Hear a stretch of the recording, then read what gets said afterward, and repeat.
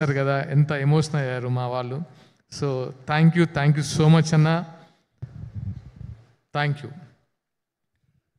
And ఇంకా ఇప్పుడు జరుగుతున్న ఫంక్షన్ గురించి మాట్లాడతాను. ఇక్కడికి విచ్చేసిన నా అన్న శ్రీధర్ అన్న,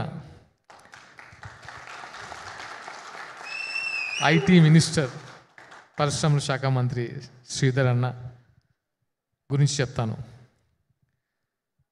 నాకు ఎప్పటి నుంచో ఒక బాండ్ ఉందంటే అది శ్రీధర్ అన్నతోనే. ఏది అడిగినా ఇచ్చే అన్న అంటే నాకు శ్రీధర్ అన్నే, నాకు వేరే గుర్తు కూడా రాదు.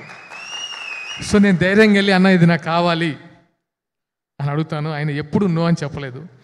అండ్ ఆయనకున్న బిజీలో ఆయన గురించి తెలుసు, తెలంగాణ ముఖ్యమంత్రి గారు చెప్పారు 24 గంటలు ప్రజా శ్రేయస్సు గురించి ఆలోచిస్తారు.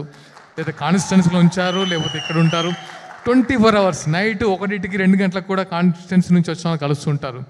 అలాంటి ఆయన్ని నేను పిలవాలనుకోలేదు. పూర్వ సరదాగా వెళ్ళినప్పుడు ఏంటి సాగర్ ఎప్పుడు చూపిస్తున్నాం ఈ సినిమా అంటే, మీరు చూస్తారా అన్న అని అడిగాను. నీ సినిమా చూడనా, పెట్టు ఫస్ట్ ఎక్కడా అని చెప్పారు. నేను షాక్ అయ్యాను, నా మూవీ చూడడానికి వస్తున్నారని. అప్పుడు అరేంజ్ చేశాను, అన్న మూవీ చూశారు, నా బ్లెస్సింగ్స్ ఇచ్చారు నాకు. అది నేను ఎప్పటికీ మర్చిపోలేను. నాట్ ఓన్లీ మూవీ, ఆయనతో ఉండే నా బాండ్ ఎప్పటికీ స్పెషల్. అంటే నేను ఒక ఇన్సిడెంట్ చెప్తాను. అది 2014. అంటే ఓటమి చాలామందికి వస్తుంది.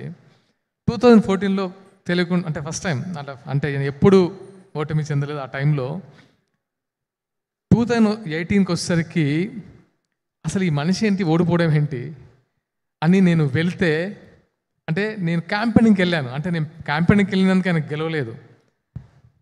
ఆయన ఇచ్చిన చూపు నన్ను ఎప్పటికీ మర్చిపోలేదు. ఎందుకు అంటే నా కోసం వచ్చాడా అనే ఒకటి ఉంటుంది చూసారా, అది ఎప్పటికీ నేను మర్చిపోను. అన్న మీ ఓటమిని నేను ఎప్పుడూ తట్టుకోను, నెవర్.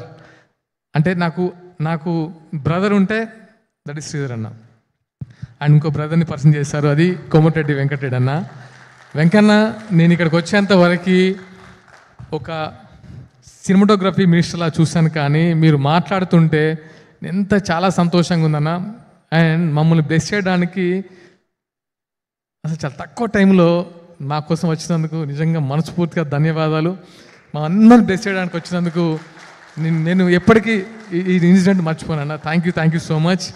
అండ్ వెంకన్న గురించి నేను విన్నాను, కానీ ఆయన బోలా శంకరుడు, అంటే లైక్ ఓపెన్, అంటే చాలా జాయ్ఫుల్గా, చాలా ప్లేఫుల్గా బోలా మనిషిలాగా అనిపించారు. Thank you.